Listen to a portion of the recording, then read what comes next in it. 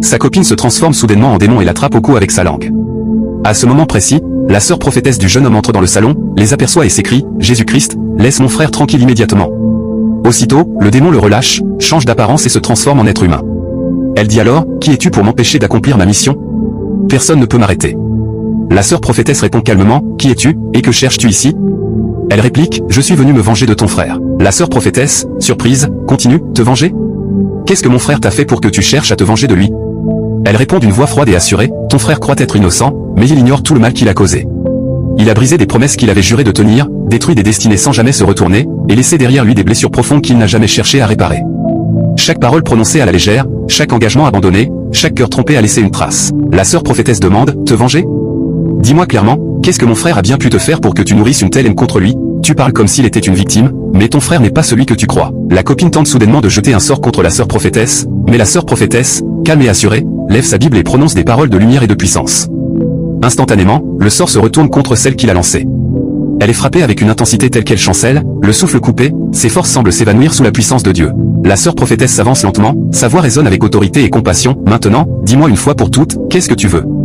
La jeune femme, encore étourdie et tremblante, fixe la prophétesse avec un mélange de peur, de colère et de désespoir. « Je ne suis pas venue par hasard, je suis venue parce que le temps de payer est enfin arrivé. Pendant des années, j'ai observé dans le silence, j'ai attendu dans l'ombre, regardant ton frère avancer comme si rien ne s'était jamais passé, comme si ses actes n'avaient laissé aucune trace derrière lui. Il a continué sa vie, ignorant les cœurs qu'il a brisés, les promesses qu'il a prononcées sans jamais les honorer, les espoirs qu'il a fait naître avant de les écraser sans remords.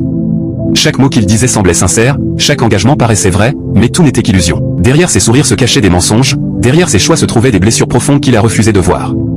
Moi, je les ai vues. J'ai entendu les cris étouffés, j'ai senti la douleur de ceux qu'il a abandonnés, j'ai compté les nuits de larmes et les jours de désespoir laissés sur son passage. Il croyait que le temps effacerait tout, que l'oubli couvrirait ses fautes, mais le temps ne fait que renforcer ce qui n'a jamais été réparé. Chaque faute non confessée, chaque pardon jamais demandé s'est accumulé comme une dette invisible. Aujourd'hui, cette dette réclame d'être réglée. Ma présence ici n'est pas guidée par le hasard, ni par une simple colère, mais par une justice qui refuse d'être ignorée. La sœur prophétesse la regarde droit dans les yeux et dit simplement, d'une voix ferme et posée, « Tant que tu chercheras vengeance, tu resteras prisonnière de cette douleur. J'ai attendu que le moment soit juste, que l'heure sonne, et maintenant elle a sonné.